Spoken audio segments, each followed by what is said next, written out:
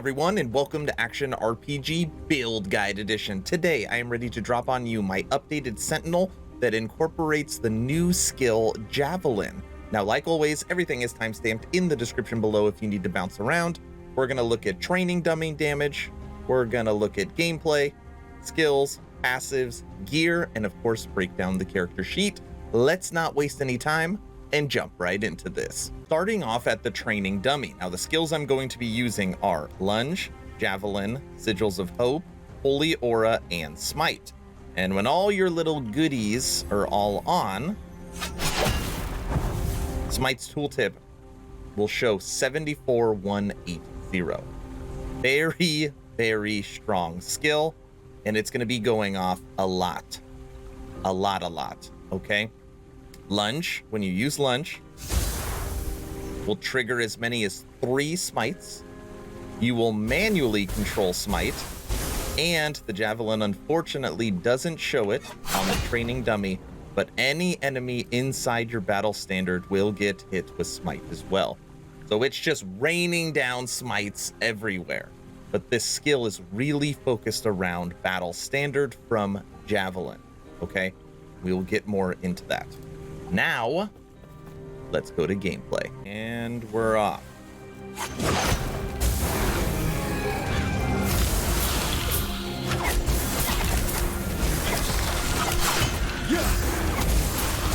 You see, anything inside this battle standard is going to trigger Smite. That.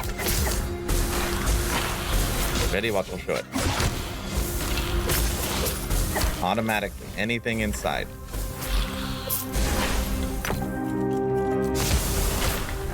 Lunge will trigger it.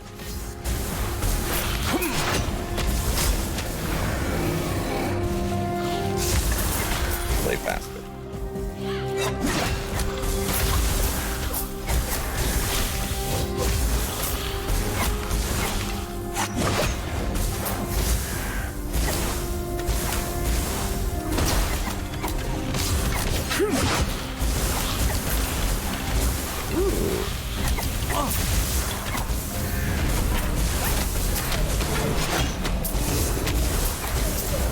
Just bring the rain. I cannot do that.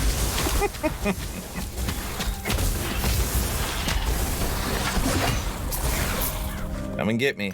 Anyone? No? 2 charges of Lunge, which totals 6 smites.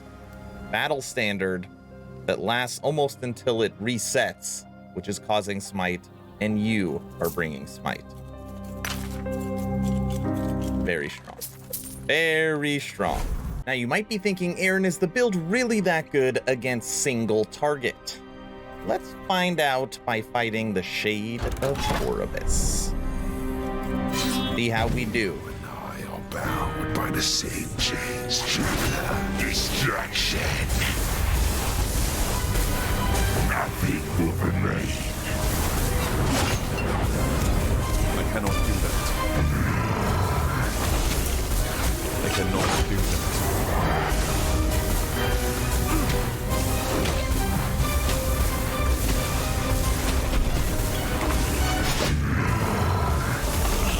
Distraction.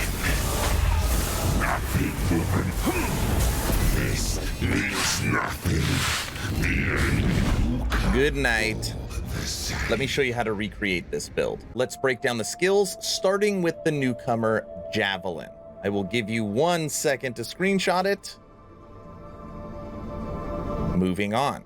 You want 1 into Mighty Delivery, 1 into Burning Strength, 1 into Siege Barrage, 1 into Battle Standard, 4 into Ardent Symbol, 1 into Divine Intervention, 5 into Righteous Descend, 1 into Capture the Flag, 5 into Serrated Javelin. Now what this does is it creates a battle standard. That is the flag that you see on the ground. And if an enemy runs over it, it actually, you probably didn't get to see it in the video, it attaches to him or her and then runs with the battle standard. So even if you throw it and there's enemies behind you, the battle standard will basically come up behind you because the enemy is chasing you. And the smite is just murdering everything. Through divine intervention, this is how you cast smite during the flag, and it actually does work with the tooltip for smite. And then righteous descend just gives you smite frequency and better crit chance for your smite. Unbelievably strong. Even though most people are gonna say, Aaron, this is a smite build. Yes, that would be true, but this build would be terrible if it was a smite build without Javelin's battle standard. So I would say that it's built more around Javelin than smite.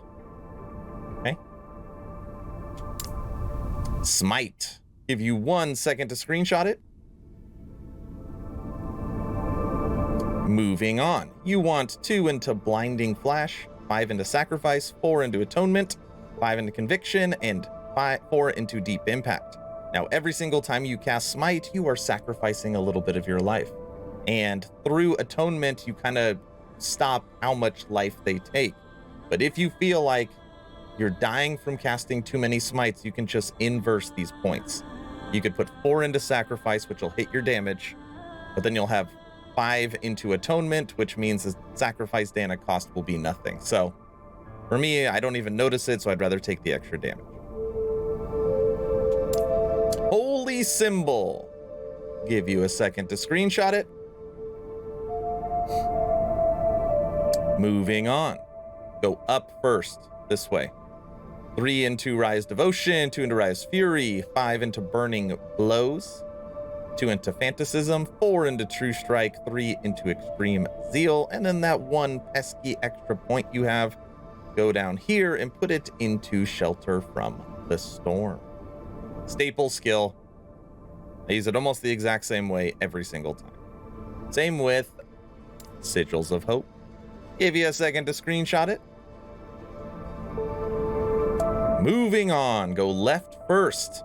5 into Empowering Sigils, 1 into Last Wish, 3 into Decree of the Flame, 4 into Iron Sigils, 5 into Enduring Hope, 1 into Tetragram, and 1 into Meditation. Now, you will have to use this once in a while, but it has a 6% chance to auto-summon when you kill an enemy, and you are killing so many enemies that a lot of the time you can keep it at full, all 4 of them, without even using it. But obviously, boss fights, if you're going into something difficult, you can just manually cast them, and it gives you a lot of added damage and armor. Last but not least, Lunge. So we have gotten rid of Shield Rush because Lunge does something very special. Give you a second to screenshot it. Moving on. You want to go, which way would I go first? I would go up first. 1 into Warrior's Renewal, 2 into Initiate's Onslaught, 3 into Cull the Weak, and 4 into Holy Incursion. Holy Incursion. Maximum smite chance 100%. Maximum distance benefit 10 meters. So you got to be careful. Sometimes it won't work if you're not the right distance. But anyways, you'll hit the enemy with 3 smites. And again, that's through your tooltip. You can hit him with that 75,000 damage through Lunge, and it's a good movement skill. Okay. 2 into Ambuscade. I don't know. 1 into Double Strike. This is where you get 1 charge, which is nice. 1 into Dawn Charge, 4 into Juggernaut Dash, 1 into Unstoppable. This makes it where you're invulnerable while you are dashing. Very good skill, works perfectly with Smite. So Lunge gives you movement, gives you survivability, and cast Smite. You right-click or manually casting Smite. Battle Standard is giving you a huge boost to damage and casting Smite. Let's check out the passives. Now, right now my character is level 88. Level 88. And if you have a higher level character, I'll tell you where to put those points. Starting with base class Sentinel. 8 into Fearless, 5 into Gladiator, 5 into Aegis of Renewal, 5 into Armor Clad, 2 into Relentless, and then down here, bottom right, 10 into Mail Crusher. We're using that amazing Scepter, so you want that 120% of damage. Nothing into Void Knight, nothing into Forge Guard, and 65 points into Paladin. 5 into Conviction, 8 into Defiance, 5 into Honor, 6 into Holy Symbol, 10 into Heavenfire, 2 into Blinding Light, jump everything in the middle, 8 into Sanctuary Guardian, 1 into Shield Wall, 8 into Reverence of Duality, 12 into Light Araya. Now, on here, if you had more points, let's say you had 3 extra points, you can put it into Conviction. And let's say you had 4 extra points, you can put it into Reverence of Duality. So that would put you at what? 4 plus 3 is 7. That would put you at level 95. But level 95, I would max Conviction and Reverence of Duality. And then from there, I would kind of pop around and see. Maybe some block effectiveness. Depending on where I'm at, I could take some crit avoidance. I could take some blind chance or endurance. I'd probably round out defenses. But those are the passives. Moving on to everybody's favorite gear, starting with idols. Now, the idol that you want to find is this one. Increase smite damage, increase fire damage. But if you're having any problem with survivability, you can keep the increased smite damage and you can use block effectiveness. Okay? They both work. But if you're looking just straight damage, this is the idol you want. So I've got 1 with smite, 2 with smite, 3 with smite, and 4 with smite. This is pretty good too. You can also throw armor shred chance with fire skills. So a lot of options when it comes to idols, but at least the top affix has to be damage with smite. Then the rest of these are just all fire damage. These idols can be a whole lot better for sure. Checking out gear. Now, there's probably only there's no required uniques or set items, but you do need to use a scepter, and I highly recommend cast speed. So my previous build was throwing speed. Now you need cast speed because of how fast you manually can use smite. Okay, so let me go through each piece of gear. Helmet, attunement and fire. Amulet, fire and crit multiplier. Shield, block. Armor, attunement and fire. Weapon, spell, fire, adaptive spell. Ring, attunement and fire. Belt, mana regen, fire. Ring, fire and spell. Seeing the rhythm we're on right here? The pattern. Relic, fire and attunement. Boots, attunement and move speed. And gloves, cast speed and attunement. I think these gloves, these gloves are tier 21 with almost a perfect implicit roll. Very good gloves. That is the gear. Now, before we go into the character sheet, let's check out the blessings I am using for this character. They are nothing special. Gold, ring, blunt weapon, mana, ring shard. This one's pretty good. 39% crit strike avoidance and block effective. These are the only blessings that are worth anything for this build that I have. There's other blessings that are way better. Okay. Let's look at the character sheet now. 59 points into attunement, 9 into vitality, movement speed 49. Resistances, 2 are maxed, 3 are over 50, and then poison and lightning we are lacking in. But resistances, people are gonna be like, I can't believe you said that, are not insanely important for this build because you got block chance. And block chance really keeps you alive with your armor. You also have 97% crit strike avoidance. So you're normally okay from survivability standpoint, okay? Now damage, watch this. Increased fire damage, let's just focus on this one number. 926%. But watch this.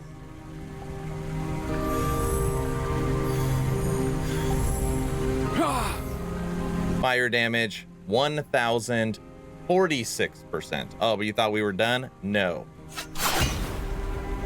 Fire damage, 1,282. You thought we were done? Fire damage, 1,362.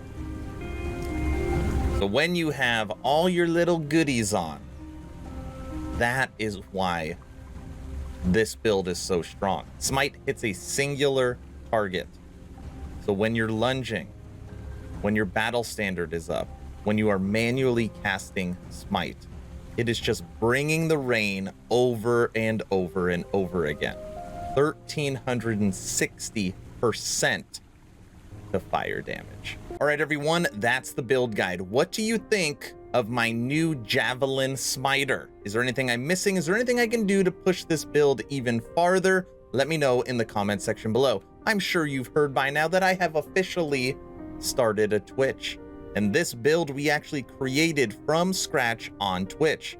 We were trying to figure out Javelin. We were trying to see how we can make a build with Javelin, and we figured out this combination. It took us 3 hours to go from tooltip maxed at 20,000 damage all the way through to 74,000 damage. Great fun. First link in the description below. If you haven't joined the official Action RPG Discord, please do so. We're now over 1,100 members, great conversations every day. The idea is to create a gaming community that could jump from game to game together so you never start the server alone.